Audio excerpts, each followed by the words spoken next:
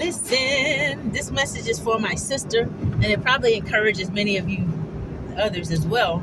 But my sister, I can't remember your name. Charge it to my head, not my heart. But basically, I'm gonna describe it, and you're gonna know this is for you. You said that your supervisor, she always tries to publicly embarrass you. Tries to embarrass you in front of the rest of your colleagues, right? And she comes off as disrespectful, and she almost caused you to come out of character the other day. And you went to her peers, but they didn't really care. Let me tell you something. Oftentimes, first of all, I believe you are wired for leadership. You may be wired for leadership and you don't even know it, because and oftentimes when you try to go to the superior and they have that chain of command that's already in unison to the point where they cannot hold each other accountable, that's what causes dysfunction in the workplace, you see. And that's what causes a revolving door. But when you get some people in a line of leadership and a chain of command and they're making good salary, they don't really care about the revolving door. They just sit in those positions. They're just comfortable where they're at, and whatever they have in place that makes them comfortable and they don't have to deal with much, they really don't care how people beneath them are being treated. It's a sad thing, but this is why you have a lot of people now. God is calling people into their own businesses, and many of these places can't even function because when the employees leave. Like I shared the other day, a while back, when I went to the facility to get a tire repair, the two managers were there. They didn't know how to do anything, so you had them there in a position of leadership and don't know how to do anything, so the business could not even run. You see what I'm saying? But you may be wired for leadership, and when you have a superior that doesn't know anything about you, you all have never had you've never done anything to them, but all of a sudden she just constantly disrespects you, and she does it in public. She is someone who is insecure within herself. She is not a leader, even though she holds that position. There's something about you where either she feels like you're so weak and she's not afraid. She uses you to make herself feel better, or there's something about you, a strength about you, a vibe about you, where she can feel, where she can pick up on, and she envies that, and she wants to crush your spirit, and she wants to try to run you off. But here's the thing: pray and you bind up that spirit of opposition. Pray, and when you have your complaints, take all your complaints before God, because He sees everything, and you ask Him to continue to increase your resilience, because that's something to press through when you have a superior who is intimidated by you. It's a very uncomfortable, it's a very painful thing.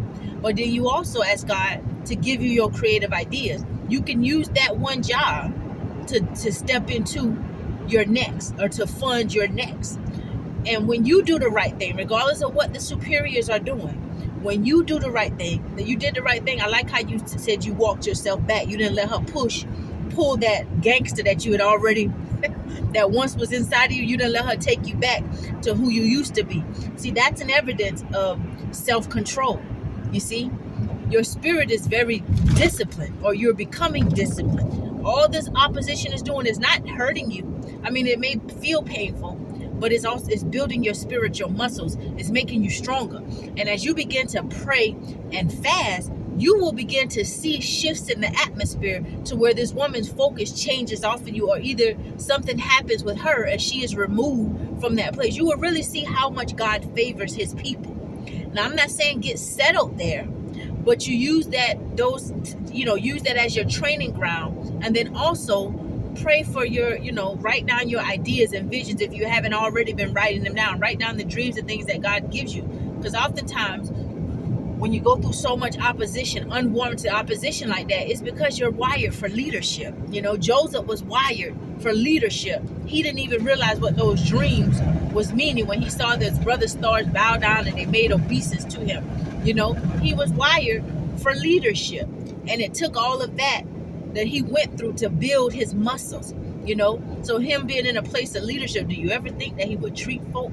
He knew other people's feelings, because he knew what all the pain that he had been through. And see, you have some people, they ain't really went through nothing. Some people sleep their way to the top. Not everybody, but some people sleep their way to the top. Some people use what they got to get what they wanted. They have exceptional outer beauty. They may use that to smooth some people over. Some people use money to buy their way into certain things. Some people, go along with certain gets along just to get a part, just to become a part of certain cliques so they can make it to another level. But see, when you start from the bottom and you wait on God and God elevates you, you don't always move as fast, but you be moving, baby. And when you move, your moves are solid. And you learn a lot throughout through your journey. Your integrity is built, your character is built, and you get stronger through all the opposition. And that opposition, a lot of times, it allows us to learn what exactly we carry. Because there will be folk opposing you and you won't even understand it. I remember there were times when I was being opposed for studying the Word of God. And I kept trying to ask myself, why are people getting upset with me because I'm reading these set of scriptures? Why they don't want me to go in this? Even when I've shared with them the revelation of how things came to me and how certain things would drop on my spirit, they didn't care about any of that. Stick with this book, stick with that book. But I've been sticking with that book for over 20-something years. And as I continued to study, I began to gain more and more understanding and revelation and understand a lot of my own personal opposition. You understand? So just understand you're wired for leadership. You're wired for leadership, and continue to pray. Bind up those forces, that spirit of opposition, that spirit of envy and jealousy that's working through your human supervisor to try to pull your countenance down, to try to break your confidence, to try to hurt you, crush your spirit. A lot of opposition that comes, it wants to crush our spirit. That's how you know you're special and you carry something great. You're fearfully and wonderfully made. The favor of the Father is upon you, right? So don't let those dark forces crush your spirit. Say your prayers, fight through your prayers, and you continue to write your dreams and visions and keep it to yourself. All right, now, that's just my little 2 cents. Have a blessed day, and know that your little country bumpkin sister loves you.